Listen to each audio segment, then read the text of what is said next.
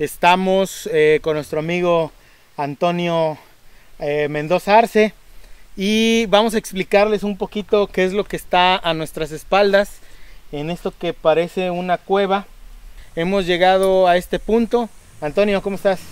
Muy bien, buenas tardes. Aquí también ahora, así que con ustedes informándoles un poquito de los comentarios de la Voz Populi que se dice de este suceso, ¿no? Oye, hablemos de Pedro Ascencio Alquiciras.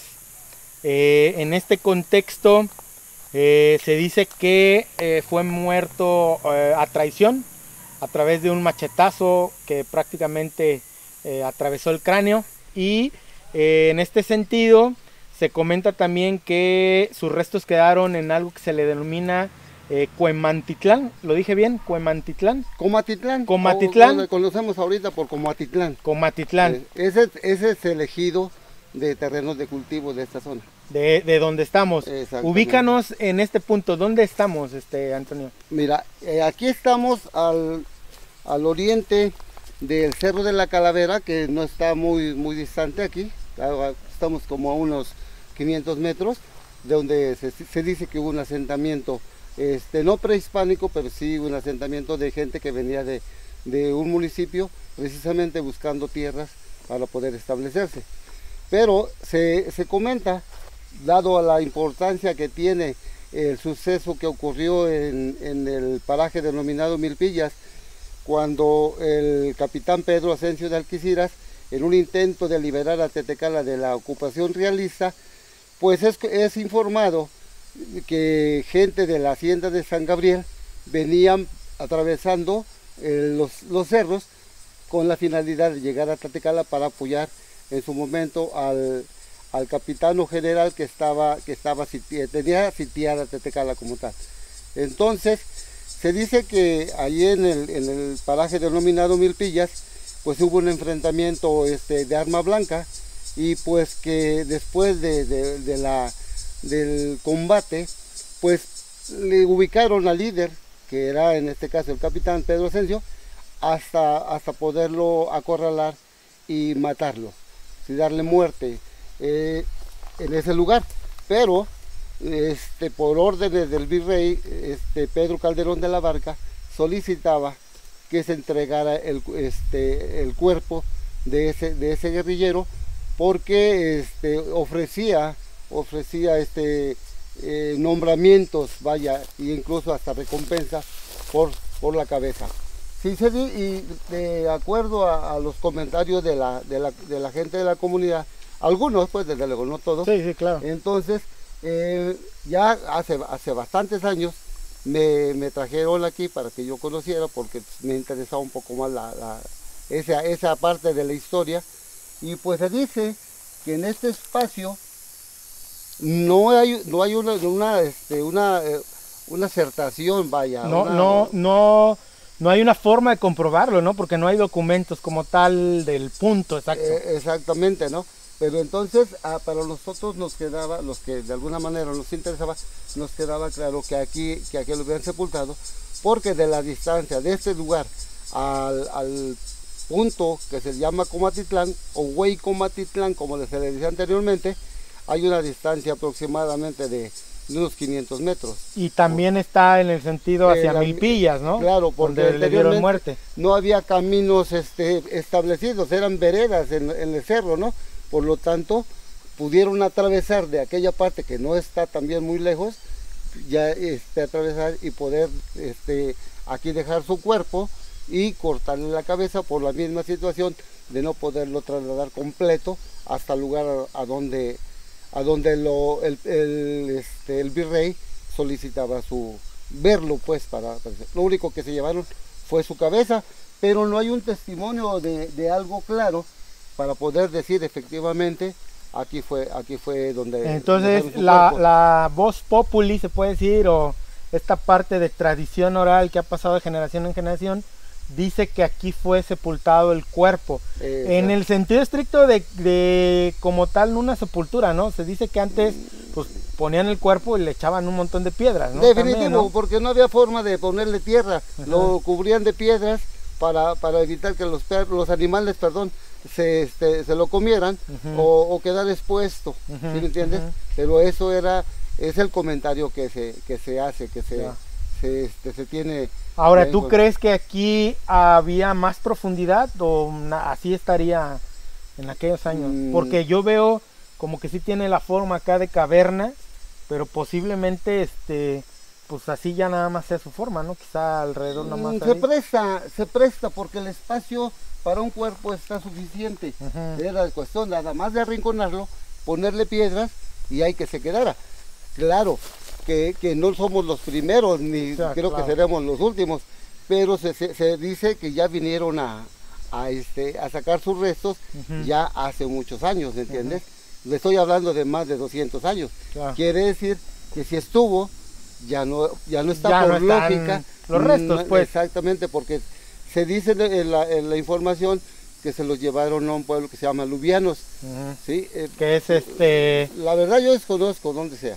Lubianos es esta parte entre Morelia, ¿no? En Michoacán, ¿no? Michoacán y Estado como de México. Un pueblito, ¿no? Entre Michoacán y Estado de México, ¿no? Y parece lógico porque el lugar donde venía Pedro Asensio originalmente, que era Cuitlapán, está cerca de Lubianos. De Lubianos, ¿no? Exacto. Que sus restos los llevaron a Lubianos, pero él era originario de Acuitlapán. De Acuitlapán. Sí, exactamente. Oye, y también hay pues se dice también que hay como unos números, ¿no? ¿Tú qué nos puedes decir de eso? Bueno, para mí no es tan verídico, porque son escurrimientos de los mismos minerales de la piedra, ¿sí? que pudieran haber dejado esa marca, que sí, a simple vista se ve que es un número 17. 17, ¿no? Sí, pero si te das cuenta, la parte más adentro es una sustancia como de carbón, de carbonato, algo así, algún mineral que puede haber hecho esa marca.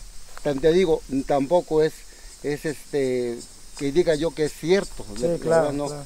¿sí? Pero sí para nosotros de mucho tiempo y la gente más grande de edad consideraba que ese era el espacio. O sea, te digo, muy bien. Es un misterio. Todo esto no podemos decir o darlo por cierto porque no hay un documento, no hay puntos, nada. No hay ninguna simplemente marca. Es la creencia popular. Claro. Estamos con nuestro amigo el maestro Zabaleta y estamos justamente en los campos de Milpillas. Esta parte que corresponde a Tetecala, y la idea es platicar en este sitio porque es histórico este sitio. Con certeza no sabemos, ahorita les vamos a explicar, pero es histórico en el sentido de que aquí murió Pedro Asensio, quien fue asesinado a traición, se cuenta en la historia, con un machetazo en la cabeza, pues que prácticamente o muy seguramente lo mató al instante. Y el maestro Zabaleta, vamos a tener esta conversación con el maestro pues para platicar de todos estos hechos históricos, y pues nos lanzamos aquí a lo que es Milpillas en Tetecala, Morelos. A nuestro fondo se encuentra el Cerro del Mirador, y bueno, la idea es ahorita platicar con el maestro sobre el tema Pedro Asensio Alquiciras. Y pues vamos a comenzar con el maestro. Maestro, muchísimas gracias nuevamente, maestro, por atender al llamado. Un gusto, por supuesto, como siempre. Al llamado histórico, ¿no? Para que no se nos olviden, que quede esto grabado y que siga pues trascendiendo. Incentivar la memoria comunitaria, la memoria regional, como un elemento fundamental de la construcción de la identidad. Maestro, primero quisiera que nos dijeras a todos los seguidores, a todos los amigos, ¿quién fue Pedro Asensio Alquiciras? Porque ciertamente se nos olvida, ¿no? La historia ha pasado en este olvido, ¿no? A través de este tiempo, y queremos que nos digas quién es Pedro Asensio Alquiciras. Pedro Asensio de Alquiciras es uno de los más grandes insurgentes que la historia ha relegado por varias razones. Y el personaje se teje entre la historia y la leyenda por varias razones que explicaremos. Él nació en Acuitlapán en 1768, una comunidad que pertenece a Taxco, y ahí desde muy niño aprendió a trabajar la minería. Se le reconoce como un experto en identificación de minerales, conocedor de todo el territorio, desde Tenancingo hasta Sultepec y Zacualpan, que es una región minera importante, obviamente claro, pasando por esta región sur del actual estado de Morelos. Él se sumó a las fuerzas insurgentes desde un inicio en 1811, en las huestes que se sumaron posteriormente a José María Morelos y Pavón, y que generó una dinámica desde su práctica de la guerrilla, que generó también a su vez que fuese uno de los insurgentes más temidos en toda la guerra de independencia. En ese sentido, también fue de los pocos insurgentes que sobrevivieron a las 3 etapas y que fue un recio opositor a Agustín de Iturbide cuando planteó claro, en el plan de Iguala la declaración de la independencia en una actitud de oportunismo del propio Iturbide. Sí. Él de hecho discutió con Vicente Guerrero, si bien estaba bajo sus órdenes, era un rebelde natural, y es parte de su historia que va tejiendo, como decía hace unos minutos, entre la historia y la leyenda, lo que constituye este referente obligado en la historia nacional, Pedro Ascencio de Alquiciras. Y hay ciertos referentes, ¿no? Porque por ahí se menciona en la historia que sabía hablar diferentes dialectos, llamémosle, lenguas, que se convirtió de cierta forma en este personaje, como lo dices, ya en el paso de leyenda a través de estas guerrillas que ganó, ¿no? Y que el propio Vicente Guerrero lo buscó, ¿no? O sea, no fue al revés. El propio Vicente Guerrero lo busca para incorporarse a esta parte de la independencia, ¿correcto? Era un individuo que conocía perfectamente el territorio, a partir de su oficio, porque también era arriero, y esto le permitió, conociendo los pueblos, conociendo a la gente de los pueblos, constituir un cuerpo de ejército insurgente muy eficiente, que a partir de la guerrilla abatía a las fuerzas realistas. De hecho, hay que recordar que en 2 ocasiones venció al contingente de Agustín de Iturbide, y que en una paradoja, Agustín de Iturbide tuvo que reconocer la grandeza de Pedro Ascencio de Alquiciras como combatiente y lo designó como el tercer comandante de los regimientos del ejército trigarante. El primer comandante fue Vicente Guerrero, de la segunda corporación fue Antonio Echavarría, y del tercer regimiento fue Pedro Ascencio de Alquiciras. Hay un documento de eso, hay un documento con la firma. En la constitución del ejército trigarante, donde se manifiesta la estructura, aparece como jefe, por supuesto, como comandante general, Agustín de Iturbide. Claro. Y Pedro Ascencio de Alquiciras es el tercer comandante de regimiento de este ejército de las 3 garantías.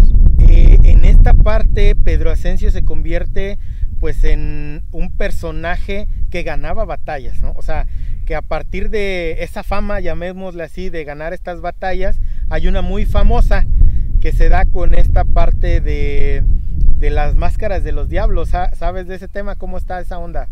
De hecho, se le asocia en términos de tradición comunitaria con un demonio, porque también se teje en el marco de la leyenda la idea de que Pedro Ascencio de Alquiciras fue Nahual. Esos personajes humanos que se convierten en animales y viceversa, y que por eso podía meterse en una cueva y aparecer kilómetros en otro punto. Lo mismo se decía que tenía la capacidad de saltar los cerros para salvarse de los ataques de los realistas. Y todavía en esta construcción de la leyenda se plantea que no murió Pedro Ascencio de Alquiciras en estos campos de Milpillas. Y se dice, como parte de la tradición, que ha sido asimilada paulatinamente por los pueblos, que aún cabalga por algunos de los campos por donde él combatió y ganó batallas. Y este tema de los diablos, que es una danza tradicional, exactamente, está vinculada al personaje. De hecho, algunas máscaras tienen algunos elementos que representan a Pedro Ascencio de Alquiciras en alguna caverna, asociándolo obviamente con esta naturaleza de Nahual. ¿Cómo fue esta batalla? Porque se comenta, es como la batalla, una de las batallas más famosas, donde llega pues en la parte realista, el ejército realista, a este pueblo, donde hay una cierta tradición de estas máscaras de los diablos, y se le ocurre que a través de esto pueden, ya estaban sitiados en este pueblo, y a partir de esto pueden pues ahuyentar al ejército realista. ¿Te sabes esa historia? Eso es parte de las tradiciones que justamente se han construido a partir de la memoria de las comunidades, en la tradición oral, que no necesariamente es comprobable. Claro, claro. En estos procesos de construcción, insisto, entre la historia y la leyenda,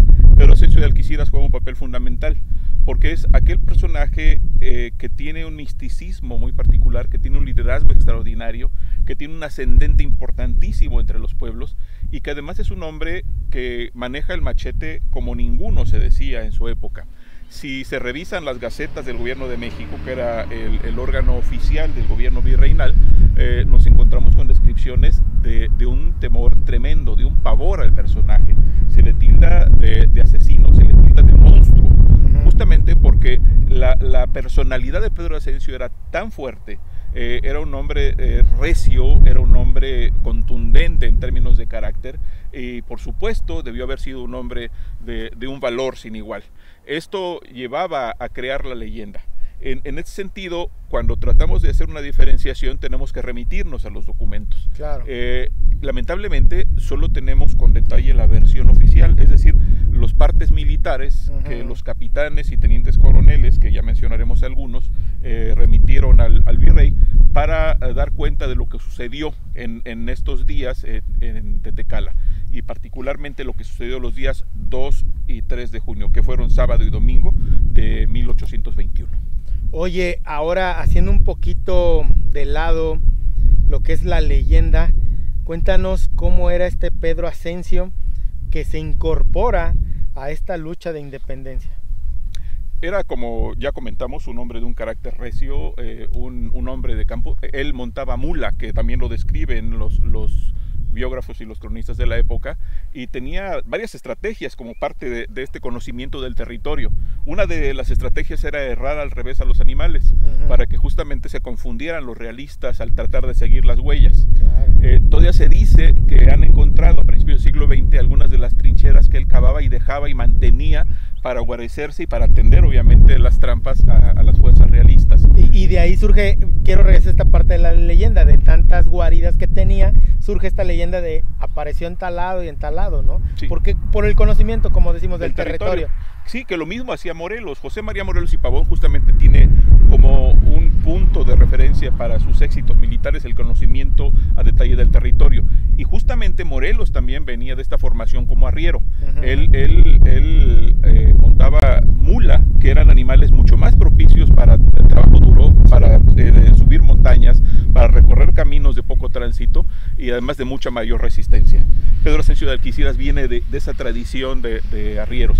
Y eso también tiene que ver con el conocimiento en el manejo de la pólvora como minero que era. Claro. Esto le permitía también el conocimiento de las armas, que propició que Pedro Asensio, como muchos otros insurgentes, fundieran cañones que repararan las armas que quitaban los realistas. Es decir, era un hombre con un conocimiento detallado de varias disciplinas, pero fundamentalmente del territorio y de la gente, que son los elementos que le dan la contundencia para comprender por qué fue un personaje tan importante en la región y por qué pudo vencer en varias ocasiones a los realistas. Y vale decir que, siendo uno de los insurgentes más temidos, era también de los que más batallas ganaban. Cuando venció en 2 ocasiones a Iturbide tuvo que salir corriendo, no fue aprendido por la gente de Pedro Asensio, por el propio Pedro Asensio. Después de que se promulga el plan de Iguala y se integran Vicente Guerrero y Pedro Asensio de Alquiciras a las fuerzas encabezadas por Agustín de Iturbide, lo que hace es traer a la gente de las regiones donde él tuvo esta presencia, pero al mismo tiempo, habiéndose resistido a la suma de la propuesta de Iturbide, él se resiste también a las órdenes que le dan tanto el propio Iturbide como Vicente Guerrero. Claro. Por eso, justamente en marzo, hay una comunicación epistolar entre Iturbide, Guerrero y Pedro Asensio, dándole órdenes a Pedro Asensio de que se sume a Agustín de Iturbide, que está por tomar la plaza de Valladolid, la actual ciudad de Morelia. Pero él dice que prefiere enfrentar a los realistas en ese territorio. La opción que tenía también era la de dirigirse hacia Acapulco, que era una plaza tomada por los insurgentes con Vicente Guerrero y que podía ir a ayudarlo. Pero él decide quedarse aquí y enfrentar a las fuerzas de Cristóbal de Uber, que venía hacia esta región. Lo cierto es que cuando se queda en Tetecala, en la región de Tetecala, decide atacar la plaza, y es que se dan estos hechos que terminan con la muerte de uno de los más importantes insurgentes en la historia de México. En este pasaje, cuando le piden que se integre al ejército trigarante, ¿cómo es su paso? Es decir, él peleaba por su cuenta antes de unirse. Él decía, pues me voy a enfrentar, vienen los realistas y me voy a aventar. ¿O cómo era este paso hacia convertirse ya en insurgente como tal, apegado a la independencia, ¿no? a la lucha para la independencia? Como es demostrable, Vicente Guerrero era la cabeza visible del resto del movimiento insurgente, ya muy reducido, pero que se mantenía firme, y el segundo personaje más importante era Pedro Ascencio de Alquiciras, con esta rebeldía que le caracterizaba, pero estaba bajo el mando de Vicente Guerrero. Cuando Guerrero decide escuchar la propuesta de Iturbide de pacificar el país, de acabar con la guerra y declarar la independencia por la vía pacífica, quien se resiste es Pedro Ascencio de Alquiciras, y hay documentos que lo demuestran, claro. Cartas diversas que consignan cómo se oponía. Fue convencido por Guerrero de sumarse al movimiento, se integra al ejército trigarante, pero aún así se resistía a seguir las órdenes. Por eso, cuando decide quedarse en esta región, se dice que fue su rebeldía la causa de su muerte, porque decidió atacar una plaza que estaba resguardada por los realistas en poco número y que se fortalecieron con el arribo de varios capitanes y tenientes coroneles, entre ellos por supuesto Uber, Abascal, que era el comandante de la plaza de Cuernavaca. Llegaron también algunos individuos de las haciendas de San Gabriel y de San José de Cuautla, por citar ejemplos, y todas las fuerzas de urbanos que les llamaban, que venían de Tepecuacuilco, de Huitzuco, entre otros lugares de la región, de Tasco incluso. Tasco. Estas fuerzas, según los partes militares de estos personajes citados, no rebasaban los 130. No dan cuenta de los elementos, de los efectivos que estaban en Tetecala. Y los partes de estos militares realistas consignan que las fuerzas de Pedro Ascencio de Alquiciras iban de entre 800 a 900 elementos de infantería.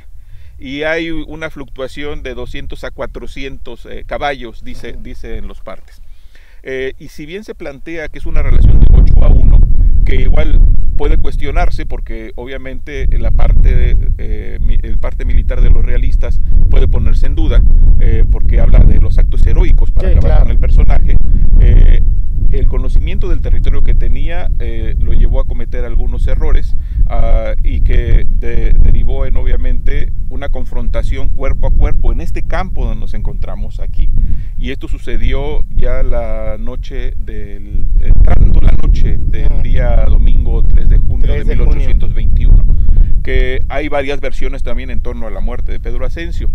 Hay una versión que dice que varios realistas pidieron conversar con él para poder hacer una entrega pacífica de la plaza de Tetecala, y que en un acto de traición lo sometieron y lo asesinaron. Otra versión, que es la que consignan los propios militares realistas, es que en este combate cuerpo a cuerpo fue muerto el caballo de Pedro Ascencio, cayó al suelo, y al enfrentarse Pedro Ascencio con sus atacantes a machete, fue sorprendido por la espalda por un individuo de nombre Francisco Aguirre, que lo habría matado a traición.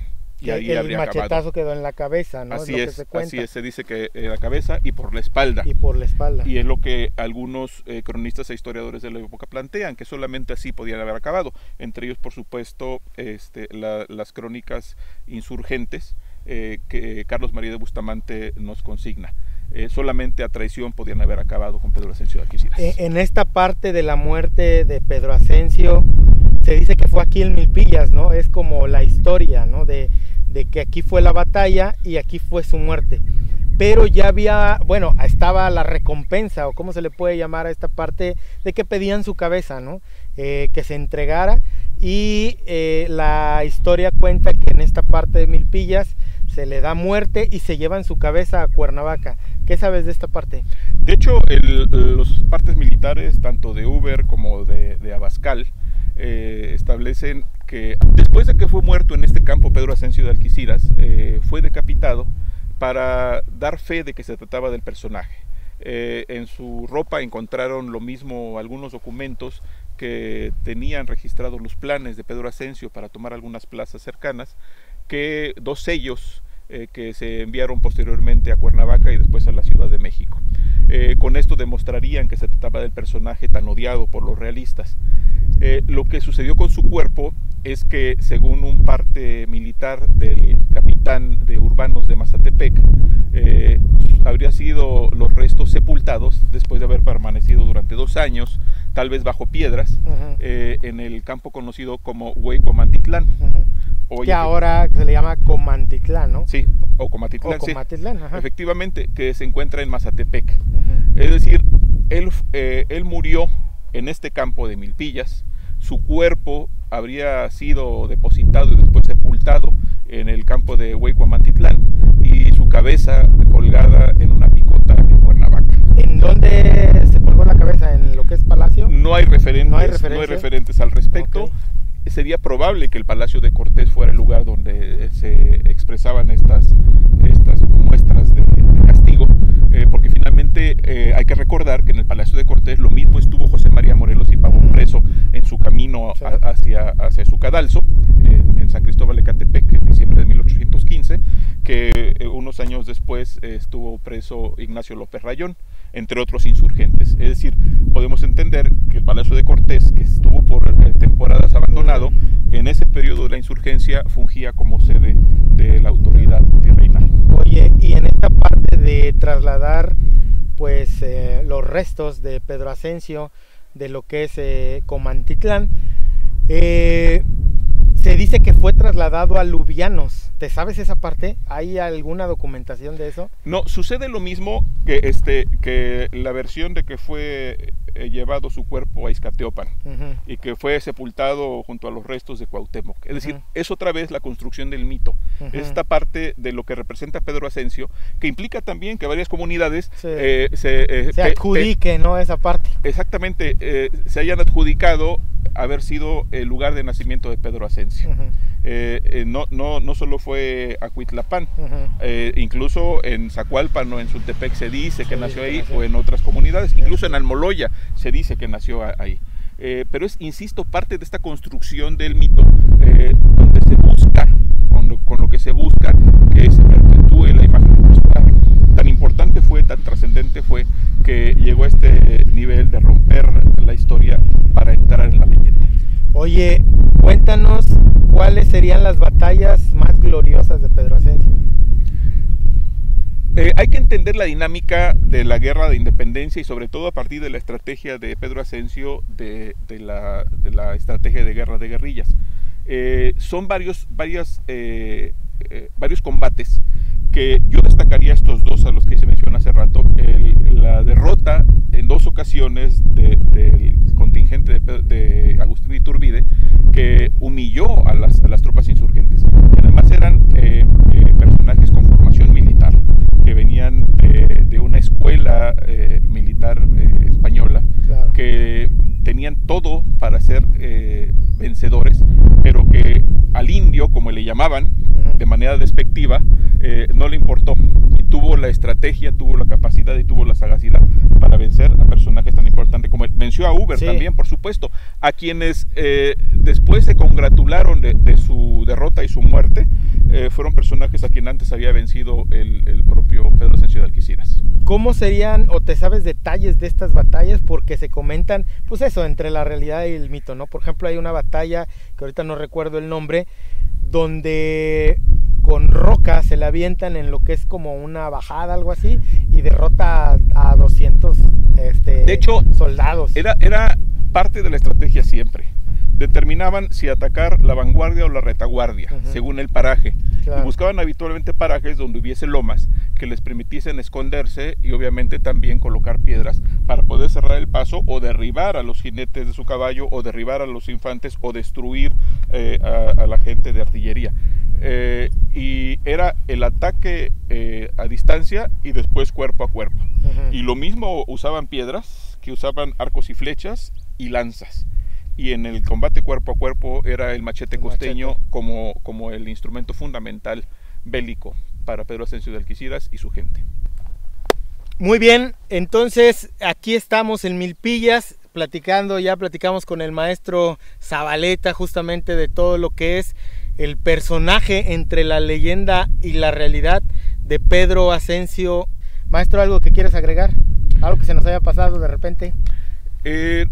Plantear que es necesario que recurramos al reconocimiento de nuestra realidad actual, nuestra historia. Nuestra historia. Si no comprendemos a los personajes que pelearon, que murieron por la libertad, por valores, por principios, por la construcción de otra realidad, por la transformación de la realidad que tenían, no podemos entender lo que tenemos ahora.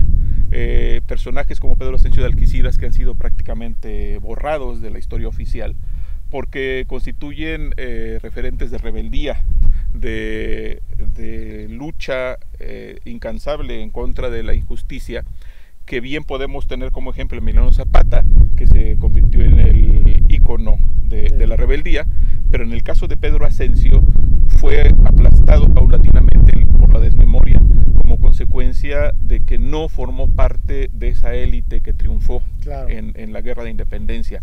Él era un opositor contundente a Agustín de Iturbide, no solo en términos militares, sino en términos ideológicos. Él planteaba continuar la lucha para vencer, obviamente, a todos los realistas. Él no entendía una independencia encabezada por los enemigos. Claro. Él no entendía una independencia que buscara el establecimiento de una monarquía. Él estaba imbuido más bien del ideario de José María Morelos y Pavón, que planteaba que en la América septentrional, en la América mexicana, como dice en varios de sus documentos, todos somos libres y todos somos iguales, y la diferencia entre un americano y otro, como se les llamaba entonces a los actuales mexicanos, serían el vicio y la virtud.